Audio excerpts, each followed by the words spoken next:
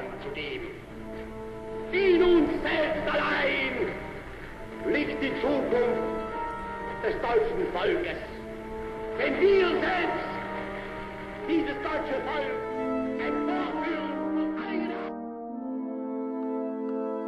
It's not hard to find these and similar quotes being used to argue that Adolf Hitler was a Christian.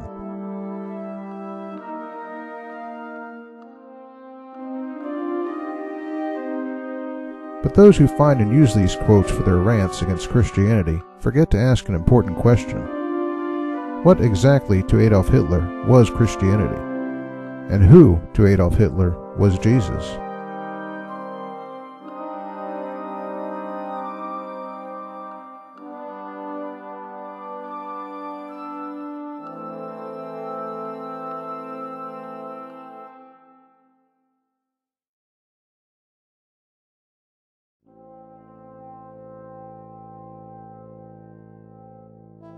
Though some critics aren't even aware of it, even as they use it, a programmatic quote can be found in one of the points from the party program for the National Socialist German Workers' Party.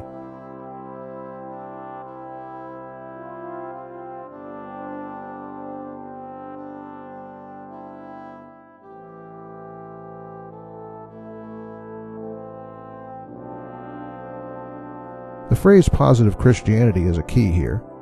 Many Fundy atheists quote this statement without even being aware of what the phrase means. They might be thinking that the use of the word positive simply means something the Nazis considered affirmative or helpful. But it's much more than that. And if what the Nazis called positive Christianity were to emerge today in some other place, that group would immediately earn the designation of a cult, and what it believed would be reviled as a heresy.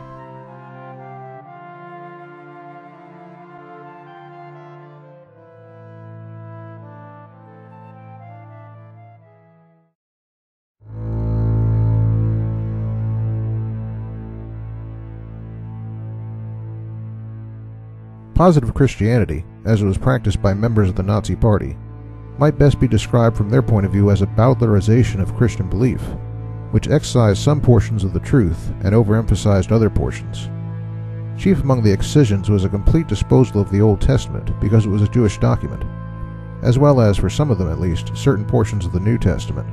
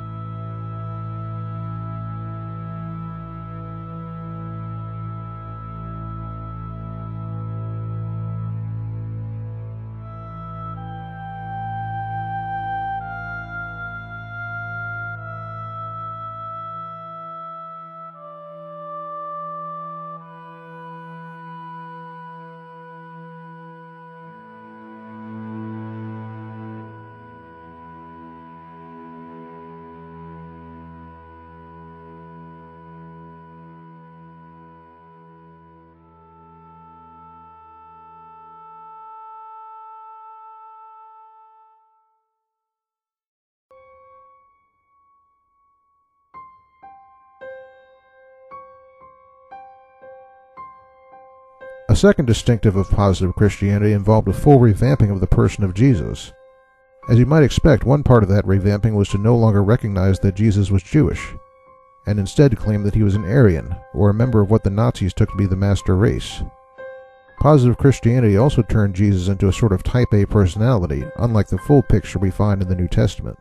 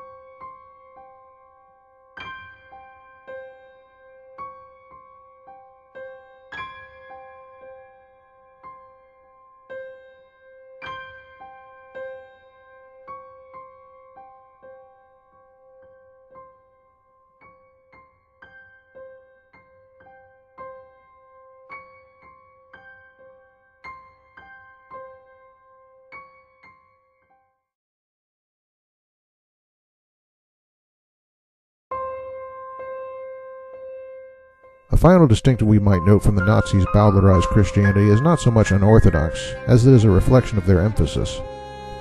Positive Christianity placed more emphasis on orthopraxy, or right practice, than on orthodoxy, or right thinking.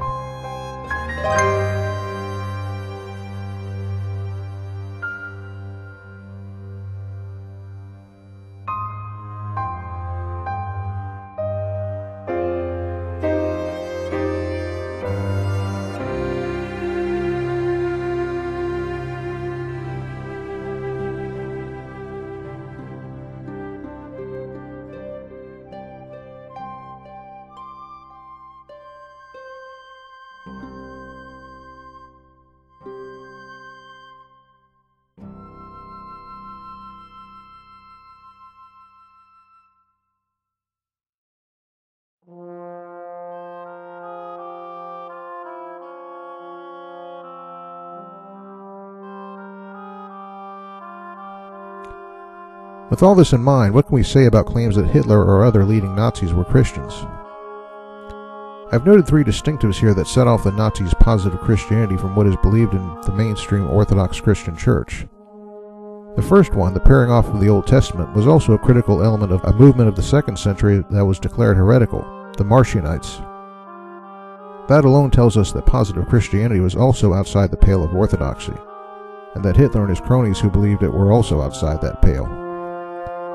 The second distinctive concerning the identity of Jesus has no precise match in any earlier heresy.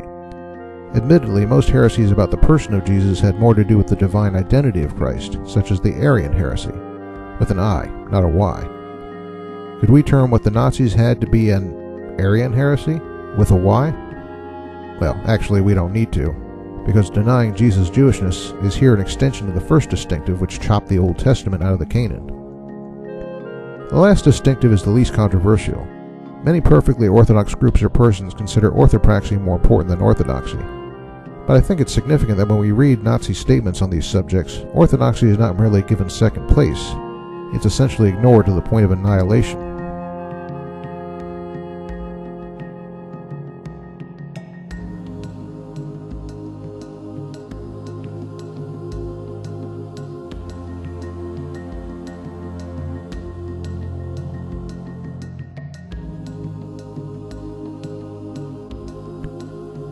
I'd be remiss if I didn't discuss some other related points.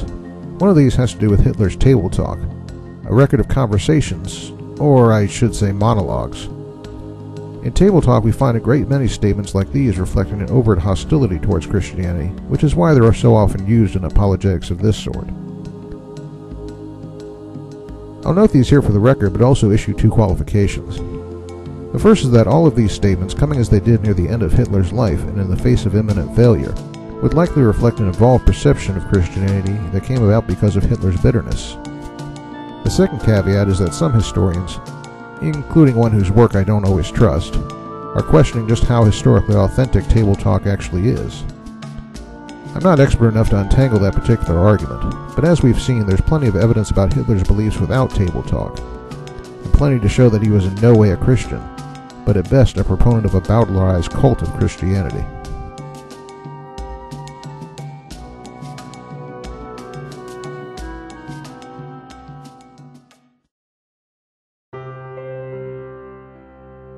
A second point is that some make the claim that regardless of what Hitler was, he was enabled by Germany as a Christian nation, and that many of the rank and file who committed atrocities were Christian. Well, that last claim is kind of vague, and I'll expect any Fundy atheist to back it up with specifics. As for Germany being a Christian nation, that badly oversimplifies matters. I'm going to recommend that Fundy atheists read this book, The Holy Reich. While I don't agree with every theological conclusion it reaches, it does provide an excellent discussion of how the Nazis bowdlerized Christianity to create the so-called positive mutation. It also explains how the social situation in Germany set things up for that to happen.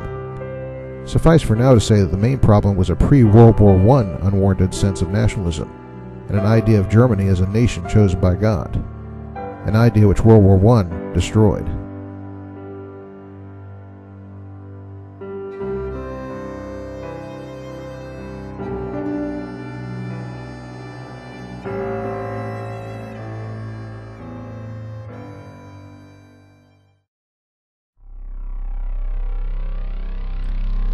last point I'll add has to do with the influence of paganism on certain Nazi officials. Over the years there's been a lot of unreliable literature, some of it by Christians, claiming that Hitler was at the head of an occult conspiracy. On the one hand, a lot of this material is by non-scholars who rely on questionable source material. On the other hand, some of it is on the mark with respect to some Nazi officials, notably Heinrich Himmler, the head of the SS.